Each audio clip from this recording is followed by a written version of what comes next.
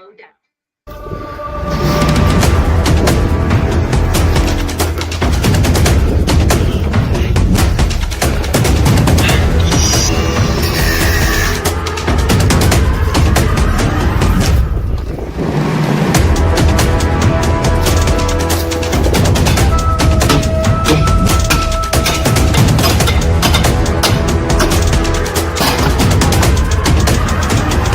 everyone stick to the plan. Right, in.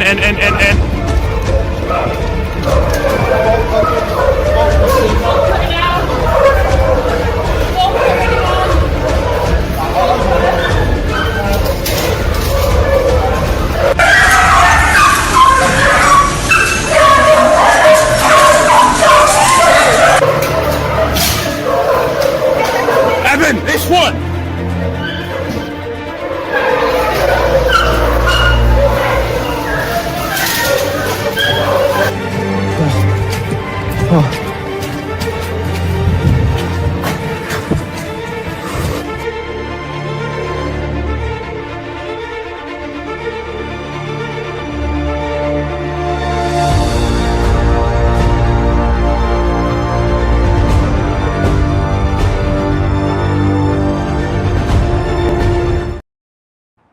Welcome to our live coverage of the UK Beagle rescue trial. Up to 18 animal activists facing up to 10 years in prison each for rescuing those beagles. We're going to go straight out live to England, where our reporter, Claudia Pena Rojas, is live. Claudia, what happened today in court with the defense? Hi. Yeah, a lot has happened since we last spoke. So since then, the rest of the defendants have given evidence. So we had Ben give evidence, followed by Hannah, Nathan and Lou, so have all closed the defense state now. And we have now moved on to the judge giving directions to the jury, so telling them what they need to consider to reach their verdict. And today we finally started the closing speeches. So we're very near the end of the trial. Yeah, tell us about the defense, because we didn't get that. These are three of the defendants. They spoke. What did they say in court? Because we're getting word that they said they drained every last drop of blood from some Beagle puppies. That was the headline in My London. Tell us about these dramatic moments of testimony. Yeah, so the defendants on trial really did their best to talk about what happens at MBR and what happens with animal testing as much as they could within the boundaries that have been laid out for them. And it was really interesting because when that statement was made, the jury actually got sent out of the room, essentially because the judge is trying to limit how much emotive language is used in the trial, saying this is not a trial about emotions or morals, and to really just focus on the facts of the case. But how can you separate emotions and ethics in this sort of situation, especially when essentially what the jury are being asked to decide is whether these actions that were taken by the defendants are the actions of someone who is reasonable and honest, yet not being able to fully understand the context in which these actions took place and why these puppies had to be rescued. Tell us a little more about some of I read an entire article about what Ben said about the blood draining, what Nathan said about the blood draining, because to me, that's the big thing. Yes.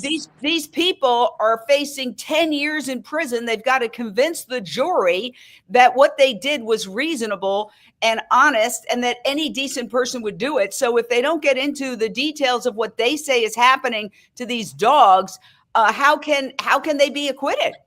Exactly. And I think you summarized it very well. So one of the challenges here is that the judge has said, he doesn't want this to be a trial about animal testing and whether necessary or any of that.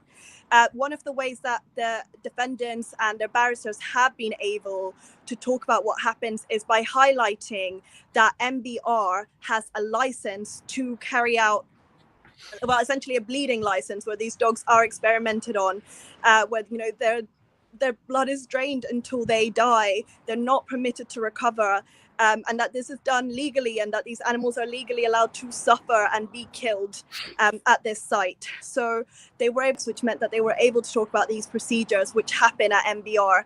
And yeah, Ben as is referred to in that article, did an excellent job. Hannah as well, I think, brought so much emotion into talking about what it felt like to hold those puppies outside, knowing it was the first time they had, seen the sky, the only time they had received love, and knowing that they would go on to live a life where they were cared for. And then Nathan, I think, also did a wonderful job at talking essentially about how this is not a necessary science, how actually this is statistic, and how this is not just the opinion of some crazy animal rights activists, but this is backed up by scientists, and how, just planting the context of how unnecessary this is, and this is an industry that needs to go.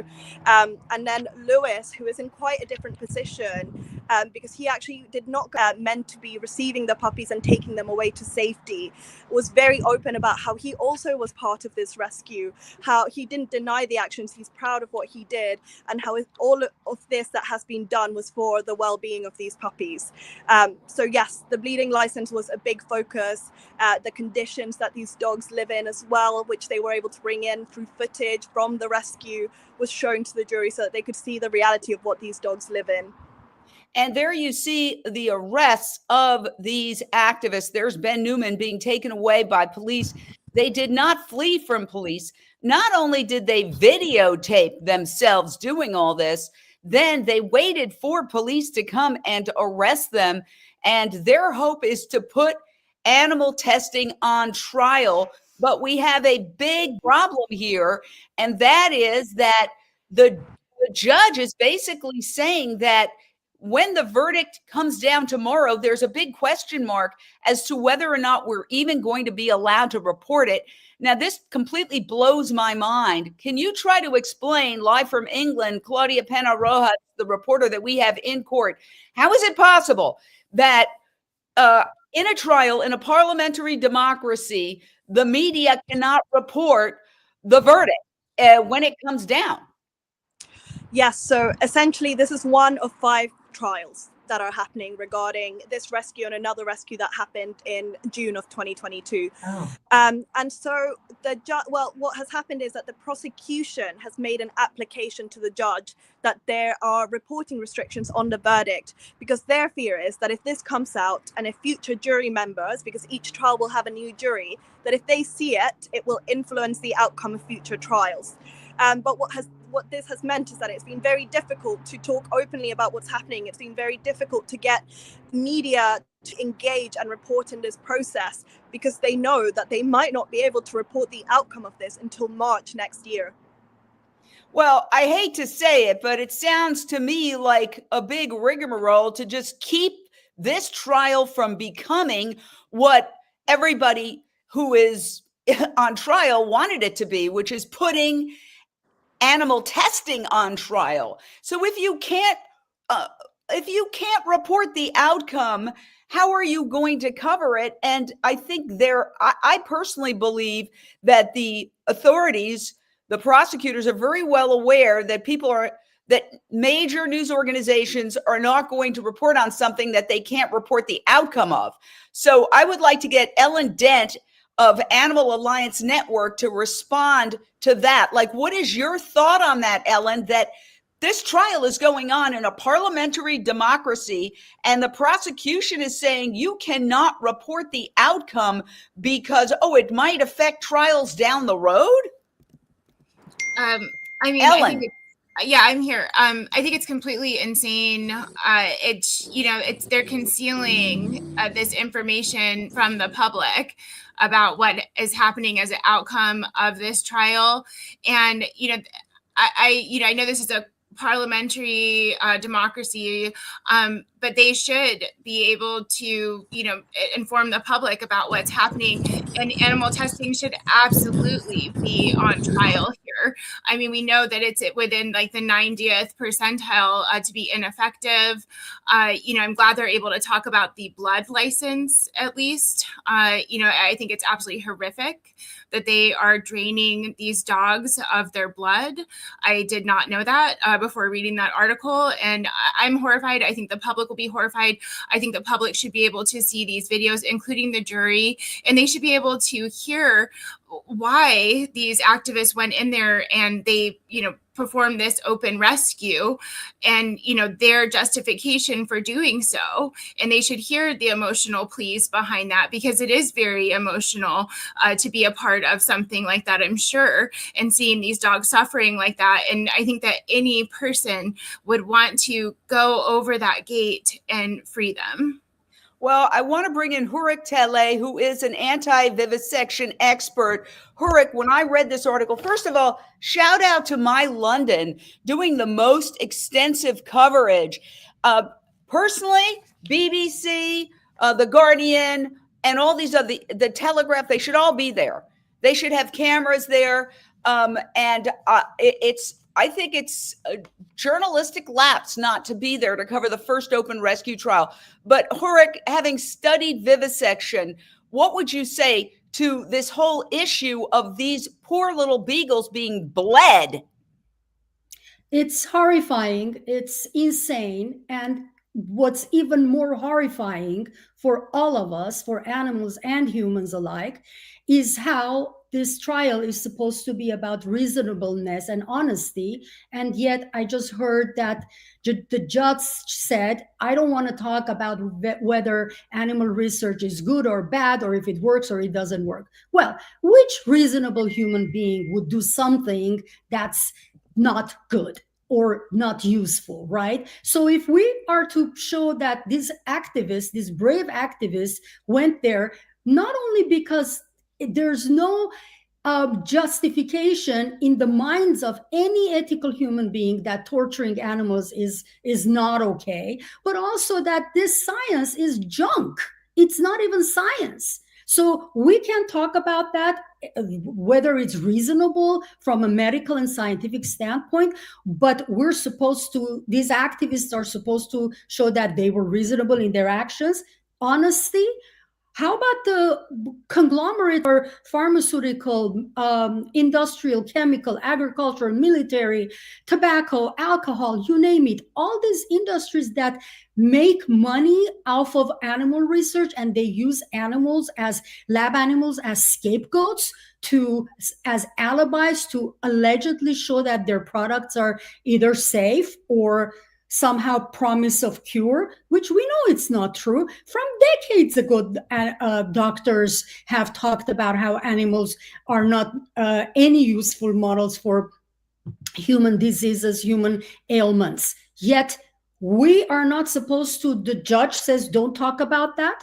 And it's on us. We need to do a better job of educating people that animal research doesn't save human lives, because at the end of the day, they all come from this place where it's lesser of two evils. What's it going to be? My dog and this little rat, or is it going to be my baby?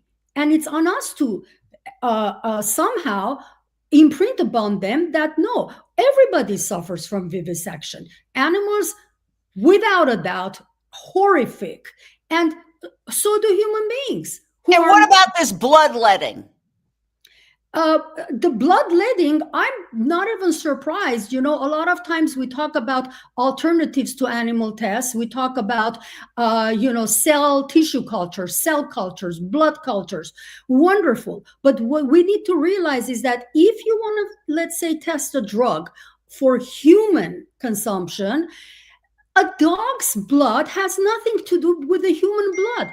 Let me say this. It's common sense. You don't have to be a genius to realize that if dog blood or cat blood or mouse blood could be transplanted into human beings, if it were useful for us, there would be not a single cat or dog alive on this planet. We would bleed them to death just to transplant their bloods. But we know that even on the histological level, down to the cellular level, in 1 second, a forensic scientist can look under microscope and say, this is dog blood, this is human blood.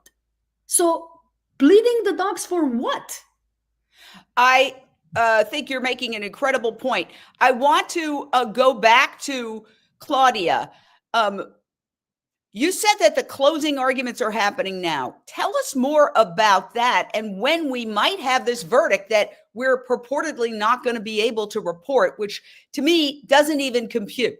It doesn't make sense. So one of these three people, there's 5 people on trial right now. Here are 3 of the defendants. So this girl in the middle, she goes and tells her mom, here's the verdict. And mom tells her neighbor, and the neighbor, by the way, all this is happening north of London in Cambridgeshire, which is where Cambridge is. And universities are all very much in favor of animal testing. So that's another factor in terms of the jury makeup. We don't know if any of them are, in the scientific community or not. But in any case, so this defendant tells her mom, and her mom tells her neighbor, oh, here's the verdict. My daughter, blah, blah, blah. And somehow it gets to the news media. The news media is not allowed to report it. It makes no sense to me. It doesn't compute in my brain. Is this North Korea? Is this Russia? I don't understand. Claudia, if you could unmute. Yes, can you hear me? Yes. Yes, it's been a tricky case for many reasons, reporting restrictions, but also their inability to be able to speak so openly and honestly as defendants want to about why they did this. They're charged under burglary. And in the UK, to be convicted, essentially the prosecution had to prove 3 things: that you went in somewhere that you weren't permitted to be in, that you took property belonging to someone else, that you intended to permanently deprive them of this, and that you did this dishonestly. And so because this is an open rescue, as we know, the defendants are not arguing that we didn't take these puppies, we didn't do this. They're saying we did this, but we did this honestly. We did this because we knew in our hearts that it was the right thing to do, because of the conditions that these dogs live in and because what's going to happen to them. And so with all the restrictions of them not being able to speak more widely about animal testing and in detail about what happens in MBR, it's been so challenging in many ways and almost contradictory, because you're asking people to be honest, but then you're putting all these hurdles in place. And so in this trial, consistently the jury had been sent in and out as people give evidence, as the judge basically says this is inappropriate, or trying to debate with the judge, trying to debate whether this should be permissible or not. And then today, as you said, we finally started closing statements. So the way it works in the UK is that the prosecution goes first, to them saying this was all just about publicity, and also you just wanted to put this on trial, and essentially it wasn't really about the rescue of the puppies. To which the defendants have been saying, well, no, this was absolutely about rescuing puppies. And yes, publicity is an important part of this, because unfortunately we can't get all those dogs out. MBR breeds 2,000 dogs every year. And so, yes, it's amazing that we were able to get these 18 dogs out this time. But what about all those other dogs who are left behind? We need to raise awareness for them. And then the final thing that happened today, and it was honestly just so tense in the room. Hannah's barrister was giving his closing speech, and he asked the jury, can you imagine being those puppies, this being your first 16 weeks of life? And as he said that, the judge asked the jury to step outside of the room. And that's the last thing that happened in court today, to hear that. So the defense attorney cannot even say, can you imagine what it's like to be one of these puppies? Exactly, because the judge keeps saying this is not a trial about emotion. You've got to leave emotion out of the room, and it's not relevant to the facts of the case. You have to leave emotion. This is the whole problem with our society, Lindsay Baker, is that we have to leave emotions out of it. These animals are considered legally property, and this is the first open rescue trial challenging what the prosecutor said. Basically, you may not like the idea, but these animals are goods. Your thoughts about how this is playing out?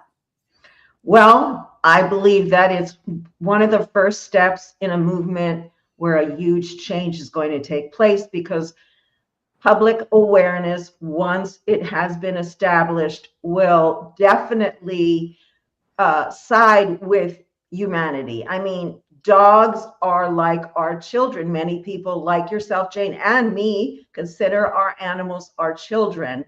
And we're one step away from saying it's okay to traffic children and use them in experiments, which, you know, you can go into a whole other subject on that.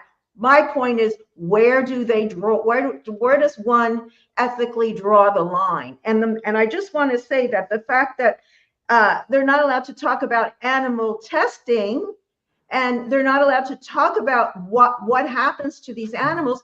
That is the key motivation of the defendants. So they're not allowed to defend themselves. That's what it boils down to me. Well, you made a really good point. Anytime somebody's accused of a crime, one of the big issues is motive. So it makes no sense to me, Ellen Dent, that the defense is not allowed to talk about their motive, that they did this because as Hannah said, and I'll put up a photo of the three of the defendants, this young lady in the middle, she said, every day I think about the dogs we left behind because they couldn't take them with them. So they're not allowed to talk about and explain their motive for going in. And then we're not allowed to report the verdict. What the heck is going on here? I mean, they're trying to silence them. In my opinion, the judges excluding this and making it impossible for them to actually defend themselves if they can't actually talk about the case. I've never heard about taking a jury out of the courtroom just so they don't hear the defense. Like, there's objections, the prosecution can object, but I've never actually heard of, taking the jury out of the room while these arguments are being made. Like, how does that constitute a fair trial in any way? And the jury needs to know the full picture about why they did this, what the situation was, in order to make the best decision that they can, in order to see, to empathize with these, dogs that were in there. And, it's heartbreaking to me to think of, all of the dogs that were left behind and ended up, being bled or, given some sort of chemical. I think that Ben had mentioned in the article, they're given some sort of chemical and just left to die because they want to see how it goes through their system, how this chemical slowly kills them. And that helps them with their research somehow for humans. But it's not comparable to the human anatomy. It's, completely useless science and we need to talk about this. So if this is what it takes, it takes, these activists, risking their freedom in order to bring this to the public, that is something that they are willing to do. And I commend their bravery facing this trial. And my heart, breaks for, all of these dogs, these, thousands of other dogs that are going to be subjected to, these breeding facility conditions as well as the testing that they will end up going to a lab when they're 16 weeks old. These are little puppies that are being tortured essentially, and it's not okay. They are not things. They have feelings. You can see them jumping up on the cages, trying to say hi to their rescuers as they broke in there. And it really hurts me to think of Love and Libby specifically, which were two dogs that the authorities intercepted and brought back to this breeding facility. And I shudder to think of what they went through, after that. I mean, this has been a long-running campaign and by the way, we invite the company on anytime. They say they operate within all the rules and regulations and that they're a licensed facility. They defend their work and they call the activists extremists. But there has been for something like 4 years, Camp Beagle. It's the longest running animal rights protest camp in the world outside this facility. You're looking at some footage of it. And these are people who are literally living there 24/7, 365 to end animal testing. Again, the longest running protest camp in animal rights history. There you have it. So people are going to these extraordinary lengths, living outside the facility in a protest camp, doing rescues where they face 10 years in prison. And the least that the mainstream media can do is cover this. But with the exception of My London and some of the other smaller publications, there isn't a national, correct me if I'm wrong, a national coverage of this. I said the last time, if you could get one of these celebrities, there were a whole bunch of celebrities who spoke out when Love and Libby, the two dogs that were recaptured, were returned to the facility. And there was outrage. There was a petition. Don't return them. Don't return them. Well, it would take them a big star showing up, okay, to get these these mainstream media out there, but it seems like the media is part of the conspiracy of silence, Claudia. And well, unmute you there. Go ahead. You've got, yeah. Well, I was just going to add something interesting that happened today, because as you've all rightly touched on, how can the jury make this decision when they don't have the full facts, especially when there's key, the act being honest is the whole focus of the defense. And essentially this morning, the judge got a note from the jury. So if the jury have questions here in the UK, anything that they need clarified, they're allowed to send a note through to the judge, who can then clarify or answer their questions. And essentially what the note said was, at the beginning of this case, we were asked to not research MBR or what happens at MBR. We have followed those instructions, but I am surprised that during the trial we have learnt so little about MBR and what actually happens there. Why have we not heard about this? What are the restrictions that are in place? Because every time that it seems to come up, people are shut down. So what are these restrictions, and why are the restrictions in place? So the jury is aware that something is happening, because how can you keep shutting people down, send a jury in and out, and suspicions not be raised? And essentially the way this was dealt with is that it will be dealt with in the jury instructions, which then say, this is not a case about morals or ethics. This is not about wider animal testing. This is not about emotions. You just need to focus on the facts of the case. Wow. Well, I want to get reaction from others, starting with Hurik. What is your reaction to how this is unfolding? That every time,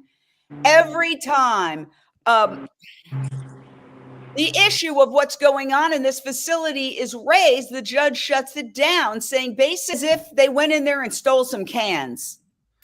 I'm not surprised that the judge is doing that, because the whole industry, most politicians, the media, they're in the pockets of the vivisectionist industry, which is controlled by big pharma and the chemical industry. So I'm not surprised about that at all. But what is interesting is that if vivisection is such a noble cause, if they're saving human lives left and right, which they aren't, then why don't they have advertisements? We always see all these programs about surgeries on human beings, and some interesting science things that the scientists are proud of, how wonderful it is for us. You never see them put on television or in a newspaper anything about what they do in the vivisection labs, or show what they do in the vivisection labs.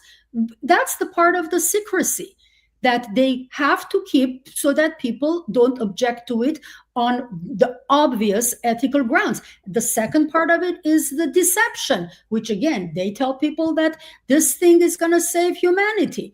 So they utilize both of these deceptive tools, and they keep making money, and they keep going on. And I remember when I was a student at UCLA, I was studying environmental sciences, and one of our instructors on a toxicology class was a vivisector from Chevron. And this is before I got involved in the movement. But I already had heard that animal research may not be all that scientific. And obviously I was opposed to it on moral grounds. I remember this professor in one of his lessons, he said, and we have such difficulty extrapolating the data from our animal tests to humans. This is what my professor, a Chevron vivisector toxicologist, said. And I remember I raised my hand and I said, so if you have such difficulties extrapolating, why are you doing it? You know what he said? He said, well, we've got to do something. And I said, so if you bang your head to the wall and you get nothing out of it, you're going to continue banging your head to the wall? He was speechless. By the way, I got an A+ by every anti-vivisection argument I raised, because he knew I was right. You want to say something, Lindsay? Unmute and go for it.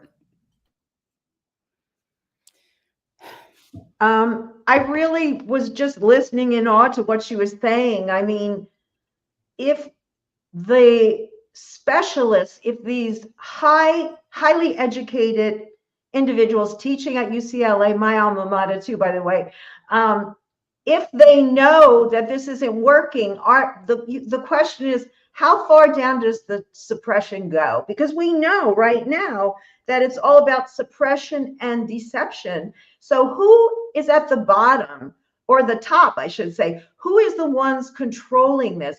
And how do we get to those that would have, a professor teach stuff that is not true? I mean, you hear about it in so many different of the scientists now, of the different sciences at the university. You hear about this, that the professors are teaching science that's not any longer, relevant, but it's part of the You look system. back in history.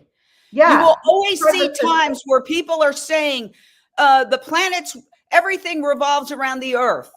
And certain advanced scientists of the time were saying, no, the Earth is not the center of the universe.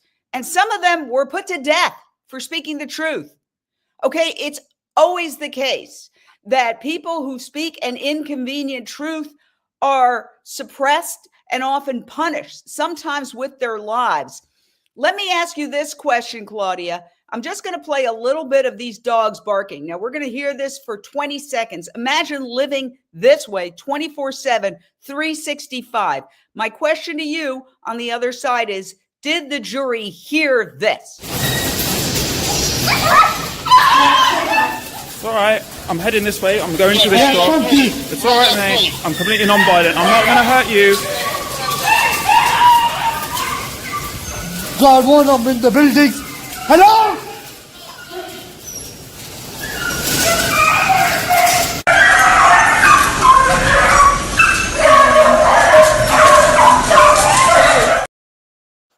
Did the jury hear that? In other words, did they experience that? Yes, so luckily, because of the way the case is, basically all the evidence they have are videos of the rescuers going in and getting these dogs out. So it's actually quite extensive footage played from the rescue itself. And like you said, just the sound of it is so horrific and so difficult to imagine what life really is like in their day to day. And it's been really difficult to read this jury. Like you said, it's basically impossible. But the time that I have seen them looking most emotional and most engaged was when these videos were played, because how do you ignore that? How do you not have an emotional reaction to that? So luckily this has been played. And I think the other thing that came across really powerfully when the defendants gave evidence was, for example, Hannah referring to those videos and explaining how difficult it is to watch that, knowing that all those dogs, if not at least the majority of those dogs, are now dead because of the testing that they will face in their life. Yes. And what did they go through between being alive and dead? As we've been reporting here, one of the big breaking news aspects of this is that the defendants, when they were on the witness stand, and again, it's a little different in England, or maybe a lot different, but the gentleman on the right testified about one of the reasons he went in is they drain every last drop of blood from some of these Beagle puppies. That is a quote that he testified to on the witness stand. Claudia, did we get any sense of the jury reaction to Ben Newman saying that? Well, it was difficult because once he said it, they got immediately sent out the room. Oh, in other words, even when he said that, they sent the jury out of the room? Yes. So anything that the judge views as too emotive, essentially, and not directly relevant fact. Even though it is factual, these puppies are bled, every single last drop. But, very difficult to gauge the reactions when every time that something like this is brought up, they are sent out of the room, which again shows why they have become suspicious. And the good thing about that note today is it shows that at least they're aware of it. They're thinking about it. When you say they, you're talking about the jury. The jury at least are aware that something is going on, that there is a level of suppression going on.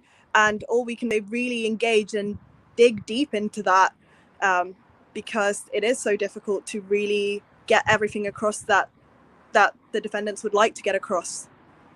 Now, if you're just joining us, we are covering the Beagle rescue trial happening in the United Kingdom.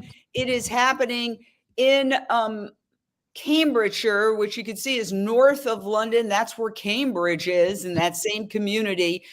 Very obviously university-centric, and that was possibly a factor in choosing the jury. Is probably a lot of animal experimenters there, because my understanding from having covered this issue in the United States certainly is that the universities get a cut. So anytime there's a grant, for example, in the United States, the National Institutes of Health gives a researcher at XYZ university a grant, that university gets a cut. So follow the money. When it comes to animal testing, it's a huge industry. As somebody said, all these quote unquote scientists who are torturing all these animals to death are living in giant McMansions. Everybody's profiting. But where's the advance in medical science? And I have to go back. Go ahead, Flora. So if I can add to that, it is interesting that it's taking place in Cambridge, because usually what happens is wherever a protest happens, you end up being directed to the nearest court. And in this case, that would have been Huntington, which is nearby. But it's not happened there. They've taken it to Cambridge. And as you said, Cambridge has so many people who are linked to the animal testing industry because of the university. So a sample in Cambridge is very different to a sample anywhere else in the UK, a jury that is unbiased. Wow. It's just like, let's think about this. And by the way, I want to say it again. We invite the company on anytime. They say they operate within the law and they are proud of their work. Is there any evidence that, because in the open rescue trials here in the United States, a lot of times lawyers for the company are in the courtroom watching, and sometimes they're sitting right next to the prosecutors. It's like this. Is there any sense that there's attorneys for this facility in the courtroom? It's so difficult to tell. We have had a couple of people come in and out and sit in the public gallery where we don't know who they are. And it very well could be that there is someone from the company. So it's definitely not out of the realm of possibility. Here's somebody saying, praying for the jury and their minds receive the messages.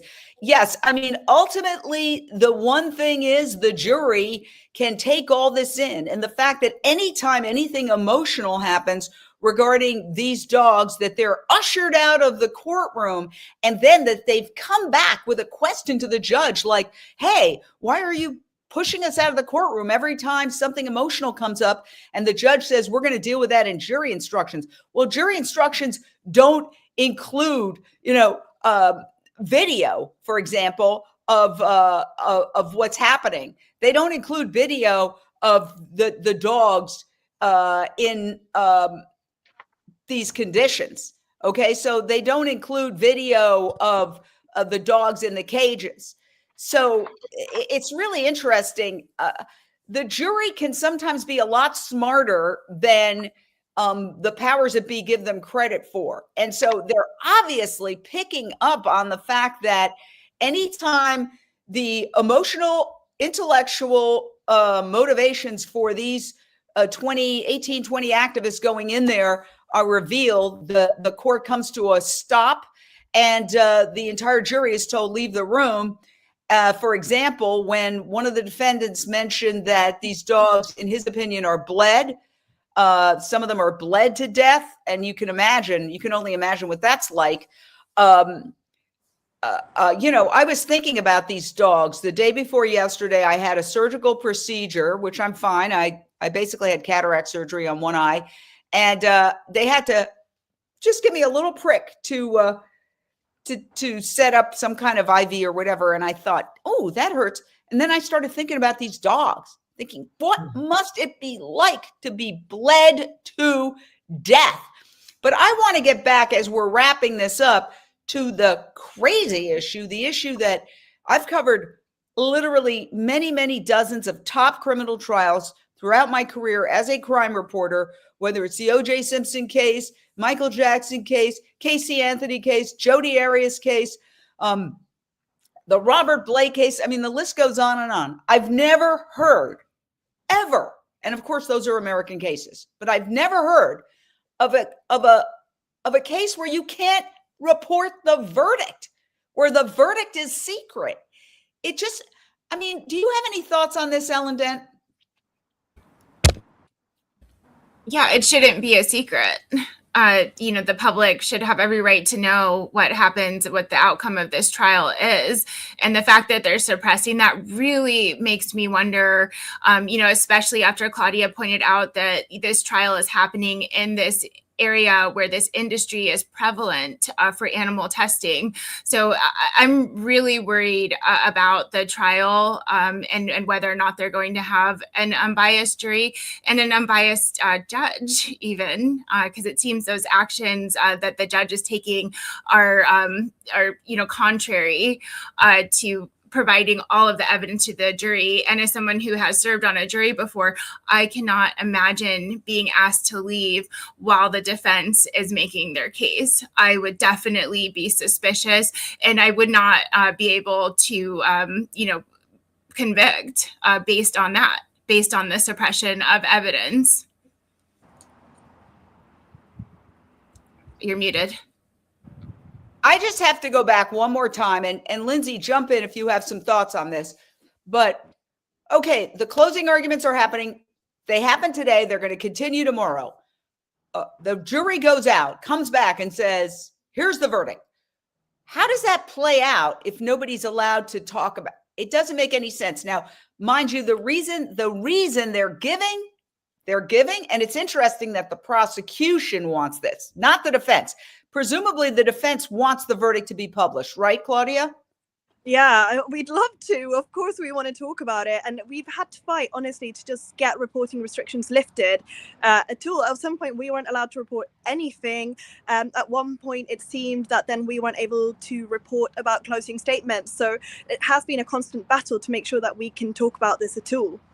And we'll let's continue point pushing. out that you're in England, but you had to move from the courthouse because of why? Because we're not allowed to film outside the court between 8 a.m. and 6 p.m. In case, essentially, just to avoid any kind of jury feeling uncomfortable or intimidated by the case. So I'm in Cambridge, but not right outside the court, a short walk away. Now, it's so interesting because I assume, being a courthouse, they have trials all the time. I wonder if these restrictions are put in other cases. They might have murder trials going on there. They might have, violent crime trials. Do they always say no media between 8 a.m. and 6 p.m.? No, it's 100% because of the political nature of this case, because they know that there is interest, that there is a potential big impact that this could have. And they just keep reiterating that they don't want this to be a political case. They don't want this to be about animal testing. And so really trying to limit the scope of what can be talked about and the impact that this could have. Yes, and people are asking, can we watch this from the beginning? I just had a chance to. Why can't we know the outcome? That's what we're asking, Christy. We think it's completely insane. I've said that I was a crime reporter for 37 years, and I've never heard of a case where you can't report the outcome, Lindsay Baker. How can you try someone for stealing animals versus rescuing them? Because the main motive was to expose animal testing and expose the cruelty. How can you not allow any of that information in? It should be a mistrial. The judge is suppressing information. He's changing labels from emotive to informative. It's informative. It's the jury has to know, and the public has to know to make it a fair trial. It's not a fair trial. I like the idea that you've just raised. Has there been an attempt for a mistrial, Claudia? Not currently, but the feeling is that there are potential grounds for appeal. So if the outcome is not the one that we hope for, there are different ways that we could try and tackle this. But so far, we're just trying our best. Defendants are really trying to get the arguments that they can in there. And, still hoping that the jury will see through this, that they will have a heart, that they will also realize that even legally, this isn't even just about morality. Legally, they have that defense. What they did was honest, and the prosecution have completely failed to prove dishonesty. They're clinging on to this idea of like, this is just a media strategy. And yes, there was a media strategy, but again, that was to rescue other dogs, to save other dogs who could not be rescued that day. And so the argument here from the defense is really that just even in terms of the legal argument, these defendants are not guilty because they were not dishonest. Well, I want to say, people are asking, how can we watch the whole thing? We've been doing, this is about our 5th live report from England on this trial. And one of the reasons that Unchained TV goes live is obviously to tell people about it, but also to provide a living history of the animal rights movement in real time. This is England's first open rescue trial. Here in the United States, we just got done with a major open rescue trial. And there has been many others. For example, we have Wayne Shung, who's been tried. He's a constitutional law professor. He's been acquitted sometimes, convicted sometimes. We had this young woman on the right. She was just convicted. And what she said was, prosecutors will try to tell a story of a radical criminal who steals animals from hardworking businesses. We will tell the stories of 4 little chickens who faced unimaginable pain. Their names are Poppy, Ivy, Aster, and Azalea. That was a trial that just ended with her conviction, and she has been sentenced to 90 days in jail. And she has a serious medical condition, and she says that could be life-threatening. Her defense counsel says that it could be life-threatening for her because they may not have all the equipment that is needed for her behind bars. She has a lifelong illness. So there's a lot of political features to all of these trials. And at the very heart of it is something called the right to rescue. And the basic premise is that animals are not mere property.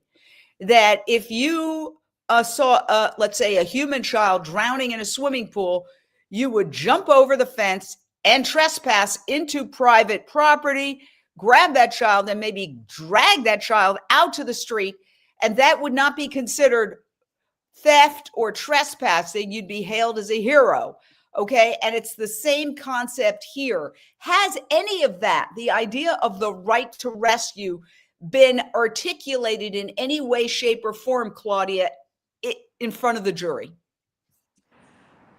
So I guess the law here we're working on a different legal system. So it's not quite the right to rescue the way as it's painted in the US. What we're trying to show is that within the law as it stands now, we believe that what these defendants did was legal because it was actions carried out honestly and that would be viewed honestly by ordinary, decent people.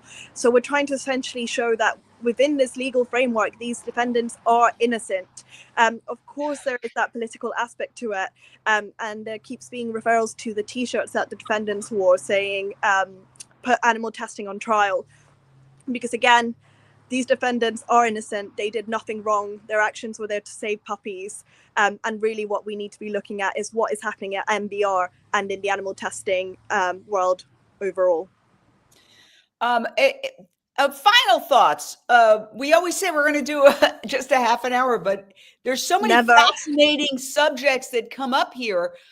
First of all, this sounds like a really stupid question, but given that they're saying that you may not be able to report, we may not be able to report the verdict. Well, we're in the United States. They can come and get me. If I find out the verdict, I guess I could report it, right? What are they going to do? Extradite me to England? I mean, I watch BritBox and I love British mysteries, but that doesn't mean they can extradite me to England. But the point is that given that, there may even be a question as to whether legally anybody can report the verdict, I have to ask, is it a unanimous verdict? How many jurors are there? And what is the makeup of the jury? Because a lot of times you have a hung jury that all you need in the United States is one person. Okay. And there's 12 jurors with some alternates, but at deciding the case are 12 jurors and one person saying, I don't want to go along with the group, can have a hung jury, which can result in a mistrial. How does it work there? Yeah, it's not a stupid question at all because it is quite different. So here in the UK, a jury's made up of 12 people. Essentially, they're meant to be randomly selected, but there are questions that they're asked to try and rule out anyone who's too obviously biased. The ideal situation is that they get a unanimous verdict, and that is what the jury is told to aim for. If after however long of deliberating they are saying to the judge, we're really unable to reach a unanimous verdict, the judge might tell them to go and carry on and try, or at some point they will say, okay, you can aim for a majority. And to get a majority verdict, hold on, you're saying that at some point the judge can say, well, just get the majority? Just get the majority. And my head is exploding. And to get a majority verdict, you then need 10 out of 12 people to be on the same page. If you cannot get 10 people to agree either way, then you would get a hung jury. And again, it's essentially up to the judge how long they continue deliberating for before essentially giving up. So I was recently working on a trial for people who disrupted the Grand National, which is the biggest horse race here in the UK. And essentially after over a day of deliberating, the judge said to them, well, any of you essentially, do you think there's any realistic prospect of anyone shifting their opinion? And they said no. And so the judge then relieved them of their duty, and we got a hung jury. And in terms of, you asked as well, the makeup of the jury, there's only 3 women on this jury. It is primarily men, which is interesting because we know that women are more likely to be more empathetic of these situations. And so the jury were asked as part of the questions, do you think, as in the swearing in process, do you think you'd be able to be on this jury? And there is that risk that essentially people who would be more sympathetic ruled themselves out. I mean, let's remind everybody what's at stake here. These young people, here are 3 of the 5 defendants currently on trial, and there's a total of 20 of them are facing 10 years behind bars. 10 years. And we're talking about right now, the closing arguments are in progress. They've finished for the day because it's almost 6 p.m. in England, but the closing arguments are underway. And we may not legally, well, I mean, I might have to call a lawyer to find out if we find out the verdict, can we legally report it? Because we could find out from any number of people. We don't have to find out from you, Claudia. We could find out from, I mean, I could ask somebody I know in England to walk into that courtroom and listen to it. It has nothing to do with any of this. I have friends in England and in London and just come out and tell me, and then we could report it. I still cannot wrap my head around the fact that they're saying that. When do you expect the closing arguments to be done? Obviously, court is done for the day. It's almost 6 p.m. in Cambridge. What happens tomorrow, and when do you think the jury is going to be able to start deliberating? Yes, so we have 3 people left to go. So Hannah's barrister, as I said, wasn't able to complete their closing statement. So tomorrow we'll find out how that's been dealt with, but he will continue with that. Then Nathan is still due to give his closing statement. He will be giving his own closing statement as he's representing himself. And then Lewis's barrister. So we still have those 3 closing statements to go. I suspect they will be done before lunch tomorrow. And then the judge still has to do the summing up of the case, which is essentially him summarizing everything that's been said in the case. So there is a chance that the jury could be sent out to deliberate tomorrow, but we really see the possibility of it going on until next week, at least until Monday. Wow. Okay. Well, again, we are just at the top of the hour, so we're going to do final thoughts. Excellent reporting from Claudia. And, you know, it's not easy to go in there, report, and then get out and run a couple of blocks away because they won't let her report outside the court. Let's start with Lindsay Baker. Your final thoughts. Well, when morals go out of the judicial system, how can humanity survive? I mean, how are we going to survive in this world where we have AI taking over? Suppression of information is becoming more and more prevalent, and freedom of speech and freedom of information needs to be protected. So to me, this is not just an animal rights case. This is a human rights case. This is a case about liberty. This is a case about freedom and decency. And when the judge says, take morals, your moral opinion out of this case, I don't know what to say to that. I'm speechless. And I love what Steve Rock and Roll Wood said, verdict should be a public record. Yes. I mean, I've honestly never heard of such a thing.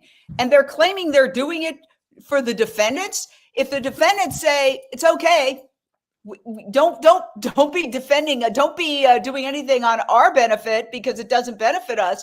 You would think that that would be enough. And you see here, I have my Beagle mix Wednesday, who's going to join us for every one of these court cases because you can see she is a living example of why they use beagles, because she is so docile and will sit here pretty much forever and even fall asleep. And because of their docile nature, that is why they use beagles. It's imagine that. Imagine the idea. Let's find the most docile dogs so that we can put them through these horrific tests. Speaking of tests, final thoughts, Hurek. Yeah, I was telling my little dog yesterday, I said, it's all your fault. It's all your fault that I'm in this miserable situation of thinking about animal research, but because you're so sweet and you're so innocent. And then I said to him, no, it's not all your fault, because I also do care about human beings. I have family members that are sick. I care about the environment and what goes in my food and what I eat and my family and friends eat. And for everybody's sake, I want vivisection to end. I want the vivisectionist industry to be on trial for being unethical, for deceiving humans, for torturing animals, for ruining the environment, and for being the unreasonable and the dishonest ones, because they are engaged in unscientific practice that is just killing everybody and torturing these innocent creatures along the way, and all for money, all for money. All right, thank you. And we're going to go now to Lindsay Baker, your final thoughts. I already did. I'll let someone know. Oh, sorry. All right, Ellen Dent, your final thought. And yeah, I'm just completely perplexed by this whole case. We've never heard of the precedent of, silencing the media. I mean, it's completely insane. And I don't believe that's what the defendants want. Just as you said, they want this to be as public facing as possible. They want people to see what is happening in this breeding facility and what happens to these puppies when they leave the breeding facility and end up in a lab being tortured, literally tortured to death. It's absolutely horrific. The video just from the breeding facility, I hope that the jury sees the conditions that they are living in there, in these like overcrowded kennels with no bedding, I think oftentimes not even adequate food and water. So, this is like something that's been alleged as well. And, literally dumping in their own excrement. This is not acceptable. This is animal cruelty, and they should absolutely be investigated for it. It should be illegal. And, it's going to take people speaking up, for other animals, for their rights, just like Hurek did with her professor, to really wake people up to see what is happening, and they need to see it. It needs to be transparent. And I hope that we're able to report the verdict on Unchained TV. And I'm so glad, I'm so honored to be a part of this and to support this effort by these activists who are risking their freedom and a very large chunk, a decade of their lives, as young as they are, to think of them like coming out of prison for this. I mean, that would be a travesty of justice within itself. So I truly hope for a not guilty verdict. Well, we want to say, first of all, I want to say all of this is happening in the context of animal testing essentially being put in the dustbin of history. Here in the United States, the National Institutes of Health is now focusing on non-animal methods. Why? Because this is the 21st century. They have been breaking dogs' spinal cords since before Christ to see what would happen, and they're still doing similar experiments over and over and over again. One of the things that people don't really realize is that these horrific experiments, and I've learned this by working with PETA, they're not just done once, they're done for decades. There are people doing these crazy experiments called basic research where they don't even have to prove anything specific. And they've been doing it for decades, on decades, generations of monkeys and dogs and cats and rats. And I mean, it is medieval. Okay, that's our editorial opinion here at Unchained TV. We do invite the company on anytime. We invite MBR Acres on. Again, they say they operate within the law, within all regulations, and that they are proud of their work. Well, we would love to invite them on to discuss that. I invite anybody, any government official, any member of any university on Unchained TV at any time. But I will say this is the 21st century. We're talking about extraordinary advances happening through artificial intelligence, through quantum physics, through all sorts of high-tech things. And you're telling me that they still have to cut these animals open? And that now when rescuers go in and take these animals, they're facing 10 years in prison, and nobody can talk about their feelings for why they did this, how sad that they are thinking about these animals, how we human beings are tortured psychologically knowing that this is going on. And that now we're told, Unchained TV is told through our reporter here, that we may not be able to legally report the verdict. Honestly, I almost have no words. Operative word, almost. We will stay on top of this, watch this space to get the very latest, and we will do everything we can within our power to bring you the outcome. Thank you. Incredible work, panelists, especially Claudia live from England. And we'll see what happens. This is it. We're barreling toward a verdict.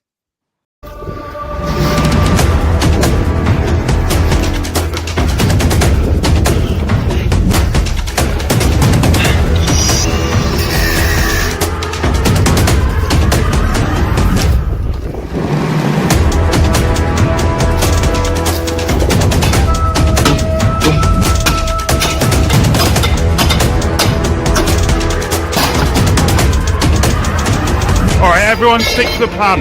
And